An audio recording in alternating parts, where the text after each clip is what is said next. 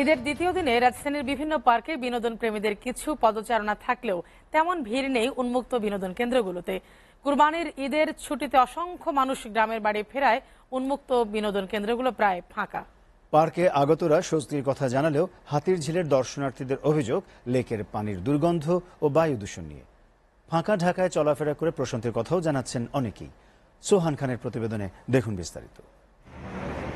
ঈদুল আজহার দ্বিতীয় দিনে রাজধানীর উন্মুক্ত স্থানগুলোতে বিনোদন প্রেমীদের উপস্থিতি কম থাকলেও ভিড়ে মুখরিত হয়ে ওঠে পার্কগুলো। সাম্প্রতিক সময় সব শ্রেণীর মানুষের বড় আড্ডাস্থল হাতিরঝিল ও পূর্বাচল ৩০০ ফিটে প্রত্যাশিত পর্যটক না থাকলেও কিছুটা ভিড় ছিল রমনা পার্কে। আধুনিকতার ছোঁয়ায় নির্মিত পূর্বাচলের প্রশস্ত ৩০০ ফিট সড়ক ধরে ঘুরতে যাওয়া নগরবাসী জানান তাদের প্রশান্তির কথা। এটাই আমাদের আনন্দ।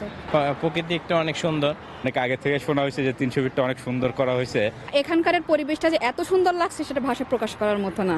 দৃষ্টিনন্দন হাতিরঝিলে খোলা আকাশের নিচে কিছু স্বস্তির মুহূর্ত কাটাতে ছোট বড় নানা বয়সী বিনোদন প্রেমীরা এলেও এবার তেমন ভিড় ছিল না সেখানে। যারা বেড়াতে যান তারাও অতিষ্ঠ বায়ু দূষণ আর দুর্গন্ধ নিয়ে। লোকজন সবাই আসছে, বিনোদন করতেছে, বসতেছে, ভালো।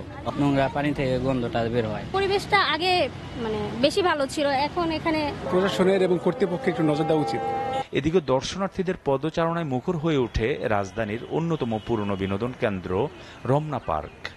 শুধু ঈদেই নয়, যে কোনো উৎসব এবং ছুটিতে নগরবাসী স্বস্তির টানে ছুটে আসেন এসব বিনোদন কেন্দ্রগুলোতে।